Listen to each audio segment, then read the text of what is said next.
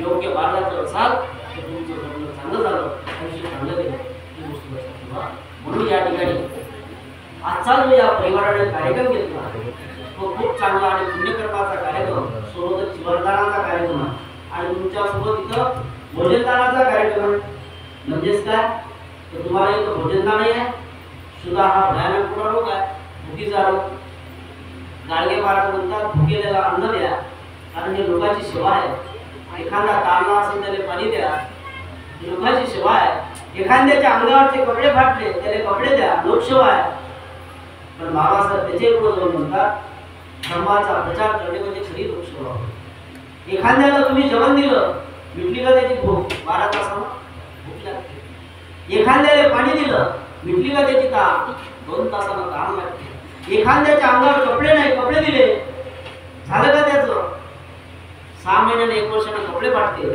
पण बाबासाहेब पुढे जाऊन म्हणतात लोकांची सेवा करणे जर करायची असेल तर धर्माचा प्रचार करणे म्हणजे खरी लोकसेवा आहे. कारण धर्म जर तुम्हाला एखाद्याला दिला, विचार जर सांगितले आणि त्यानं जर त्याचं पालन केलं ते आयुष्यभर त्याचं संरक्षण करते.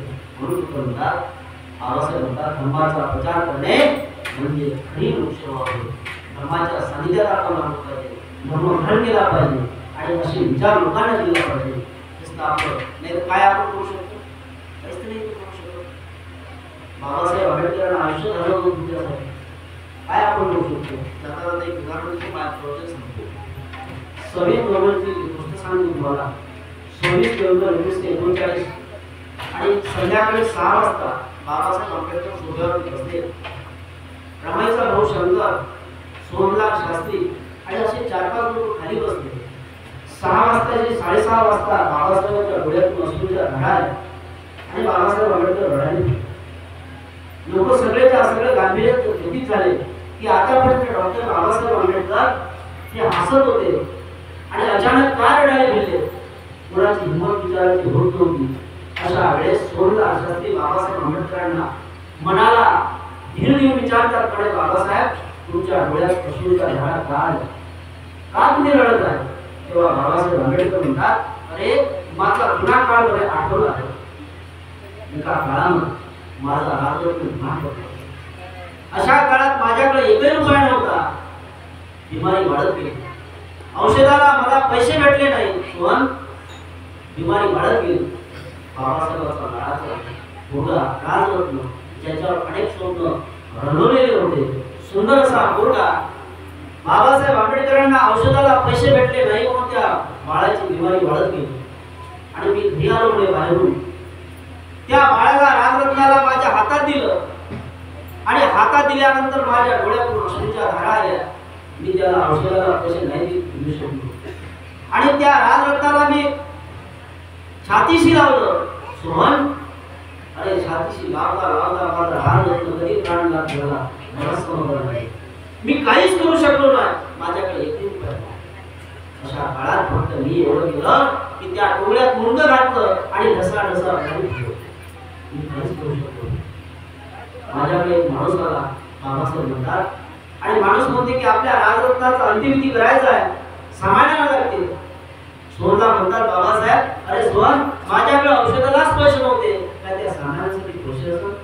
काहीच करू शकलो नाही. रमाई माझी जवळ आली, तिनं रुग्णाचा पदर फाडला आणि माझ्या राजरत्नाला उन्हाळले. मी काहीच करू शकलो नाही. 2.5 वर्षाचा असलेला राजरत्न औषधाला पैसे नव्हते म्हणून गेला आणि तुम्हाला बाबासाहेबांना सगळं दिलं. पण आपल्याजवळ बाबासाहेबांच्या विचाराला घ्यासाठी वेळ नाही, बाबासाहेबांचं कार्य करण्यासाठी वेळ नाही. काय देतो आपण? वयाच्या 35व्या वर्षी रमाई निघून गेली. तिला शेवट झाला. शेवट म्हणजे पिढी झाली. शेवट कुणाले होते? अरे हे लोक तुम्ही आज सुखाने स्वादिष्ट अन्न खाताना, जे जेवताना 2-4 टाइम, ते लोक एक खातात, 3-3 दिवस घरात खात होते. रमाईला कधी कधी जेवायला भेटलं नाही. शेरोगांना प्रचंड टीव्ही झाली.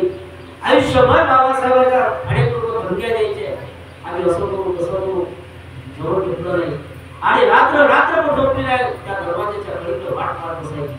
बाबासाहेबांना काही झालं पाहिजे नाही, हात झाला पाहिजे नाही. वयाच्या 35व्या वर्षी शेरोगांना प्रचंड टीव्ही झाली. हो तुमच्या माझ्यासाठी निघून गेली. मग आपण काय करतो? आपल्याला वेळच नाही.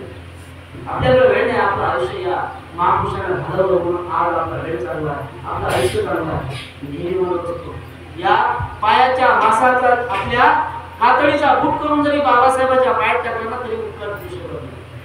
तुमच्या माझ्या मायबापांना जन्म घातला, आपण जन्माला आलो, पण आपलं संगोपन आणि आपली देखभाल जर केली असत आपल्या आवाज बंधाकडे तरी मान्य केली या लोकांची उपकार आपण आयुष्यभर करू शकतो. आपण किती मोठे झालो, पुणे पदावर गेलो, किती श्रीमंत झालो, शेवट भीमा तुझ्या जन्मामुळे बाबासाहेबांचा जन्म झाला आणि आज आपलं आपण मोठे झालो हे विसरता कामा नये. म्हणून हा विषय मांडण्याचा मी तुम्हाला प्रयत्न केला.